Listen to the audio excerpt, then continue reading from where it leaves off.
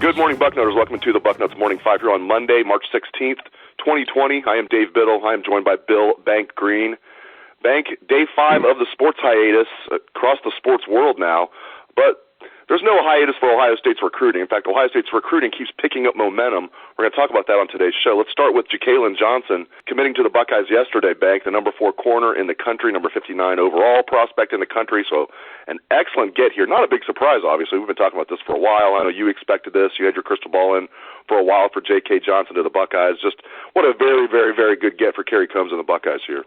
Yeah, they needed this. All recruits are not created equal. As you know, there are some that, are such a position of need that they're bigger than others. This was a big one. They need to have a cornerback haul in this class. Clark Phillips really hurt him last year. Jordan Battle hurt him the year before. So there's a gap there in the cornerback room, and that's a big start. I think they need 2 more pure corners. You can't get much better than J.K. Johnson. I mean, he's really good. What else can you say? He fits the mold.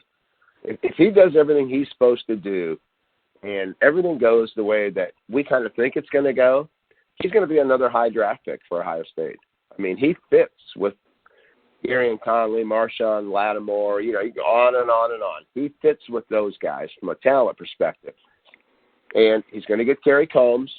And, everything is there for J.K. Johnson to turn himself into an NFL football player. And it's going to be exciting to watch him develop over the next couple of years. Speaking of corner, looks like the Buckeyes are going to land Devonta Smith out of Cincinnati LaSalle. I know you put a crystal ball in for him. Others have as well, such as people on the show will recognize like Steve Wilfong, Alan True, Bill Kurlick, people like that. Bill Bank Greene, just some heavy hitters in the industry. So is this a foregone conclusion the Buckeyes are going to get Devonta Smith in your mind? And when do you think this might go down? I feel pretty good about it. If I was a subscriber to Bucknuts, I'd probably be hitting refresh here today, tomorrow, next day, maybe today, soon. I'd keep my eyes open, put it that way. The best thing I could say right now is, here in Ohio, there are so many businesses right now that are totally shut down. The Ohio State business is open for business, and business is good.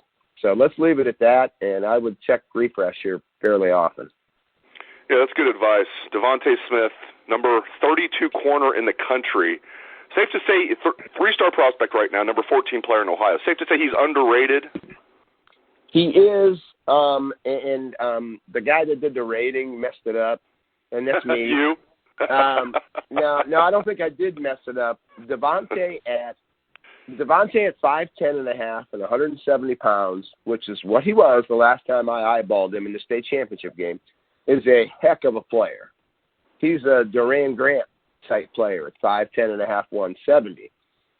At 6 foot tall, which he is now, and 185 pounds, while still running 10-800, still a 4.55 electronic guy, that's now headed to being Gary and Conley. So I need to see him in person. I think Steve wants to see him in person. I think Barton Simmons wants us to see Devontae in person to confirm everything, everything is what we think it is right now. If he's still able to move at 6 foot the way he did at 5'10 and a half, then he's a 4-star kid, in my opinion. But I think we need a little more in-person data to make that call. So I would say he's a 4-star on hold. We just got to see him in a camp or a combine or a workout at his school or something. I just want to see it with my own eyes, and I think that's kind of what Barton Simmons and Steve Wilfong would agree with. So I think, the ranking that you're seeing now is really his ranking from last October and November, and it was accurate at that time, I believe. But I think, with the new and improved Devonta Smith 2.0 here, if everything is what we think it is, he's a 4-star kid. Let's talk some running back recruiting. I know the crystal balls are rolling in for Evan Pryor to Ohio State, the number 5 running back in the country, number 84 overall prospect, young man out of North Carolina. You're one of the crystal ball pickers that have selected Evan Pryor to Ohio State. Should listeners be hitting refresh today for Evan Pryor? I'm never real good on when. I'm usually pretty good on who. I feel real good about Evan Pryor to Ohio State. And this is a Tony Alford rescue job or a Tony Alford steal job. I mean, Matt Brown is doing a great job in North Carolina. And he really, a week ago, he had a little commitment flurry there. And a couple of Evan Pryor's friends committed, a lot of in-state North Carolina guys. They have so much momentum right now at North Carolina. And, boy, there were a lot of people, and there were some crystal ball picks went in from some guys in that area for Evan Pryor to North Carolina.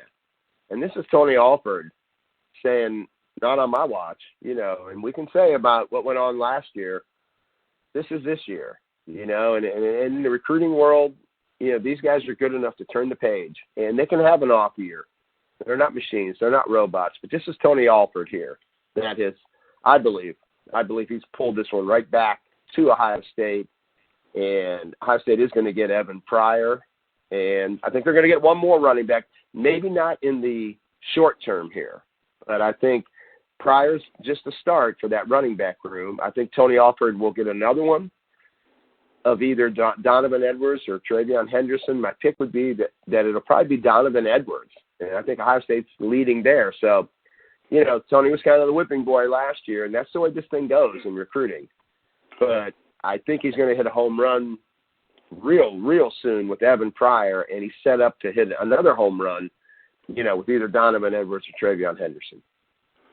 That's outstanding news. I'm happy for the Buckeyes. I'm also happy personally for Tony Alford. I like him personally. I've gotten to know him, not like we hang out or anything like that, but just times I've interviewed him, talked to him off the record and things like that. He's just, those don't know, Tony Alford's a good guy. And Bill, Bill, you obviously know that as well as anybody. Yeah, he's a great guy. You're right. He's a great guy. He really is. Like, you can't, I don't know anybody that's ever interacted with him that doesn't like him. You know what I mean? Even like coaches at other schools, and these guys sometimes can be like 15-year-old girls with their petty jealousies and insecurities and stuff. But, man, I don't know anybody that doesn't like Tony Alford. And if you see the product Ohio State puts on the field at the running back position year after year after year, they are well coached. And he got beat up last year. There's no doubt. There's no way to spin Bijan Robinson for Mayan Williams, okay? But this is a new year, and I think this is going to be Tony Alford's year. So let's get that out there. The irony, right? I mean, Tony Alford recruits J.K. Dobbins. Last year, while J.K. Dobbins is having an historical rushing season for Ohio State, which is saying a lot. There's been a million great running backs come through here, and he broke the single-season rushing record. I thought Eddie's record might stand for a long, long, long time. I guess it did stand for a long time, but, J.K. became the first 2,000-yard rusher at Ohio State. Tony Alford recruited him, coached him up, and during that whole time, he's taken a lot of heat because Bijan Robinson decided to change his mind, which wasn't Tony Alford's fault. So I'm glad that not Tony at all. Alford, I think those are the only people that maybe didn't like Tony Alford with some Ohio State recruit next last year. But, yeah, now he'll be back in their good graces, so I feel good for our guy Tony Alford. And last thing, man, let's stay with running backs. Trey Sermon to Ohio State. I know you crystal balled him to Ohio State. For those that don't know, Trey Sermon will be a graduate transfer. He'll be a senior this coming season. He was a solid back at Oklahoma for 3 seasons. He is coming off a torn ACL. Oddly, it happened the exact same day that Marcus Crowley suffered his torn ACL. It was November 9th. So it should give him enough time to come back. Do you feel like, obviously you put crystal ball, and you feel like it's going to happen. Do you feel like that's a good fit, a perfect fit for both sides, Trey Sermon to Ohio State? Yeah, I do. There is a prior relationship, again, with Tony Alford. He's going to be the star this year after being, they wanted him fired last year. And I get it. This is what have you done for me lately business. You either win or you lose in recruiting. Second and third place doesn't help. I think they're going to get Trey Sermon. I think it makes a lot of sense. He knows Alford. He knows Mark Pantoni. I mean, there's a comfort there. He almost came to Ohio State out of high school. In Oklahoma, they've got 2 backs that kind of maybe he would have to split carries with. And I don't think he's interested in a 3-way deal. I think if he comes to Ohio State, Nobody knows what's going on with Master Teague, but those Achilles injuries they're not good. So if Teague is not there, then Trey Sermon gets the carries, and, he's the guy. If Master Teague makes a great recovery and he's still there, there's still room to have two guys split carries. And I think Trey Sermon would be okay with that. I really don't think it's ideal for Trey Sermon, coming off this knee injury, to really have 300 carries. So I think, even if Teague is out, then I think you have to run Steel Chambers, and you've got to get somebody else the ball. You don't want Trey Sermon on that knee, 1 year removed, getting 250, 300 carries. So I think Ohio State's perfect for him. The thing people need to know is Trey can really catch the football, and that's an important part of this offense, where Master Teague, that is not his strength at all. So I think Trey Sermon makes all the sense in the world for Ohio State. It makes all the sense in the world for Trey to play. He stays playing big-time football. He stays in a big-time offense, and he gets the football, and he shows the NFL who he is. And, this guy, when he's healthy, has been really, really productive. I mean, he's a heck of a player. I think it makes all the sense in the world. Great stuff, as always, from Bill Bank Greene. Really appreciate it, Bank, and appreciate all listeners out there for tuning in to the show. Hope everyone has a great day, and hope everyone stays safe. Let's hear the Buckeye swag, best damn band in the land.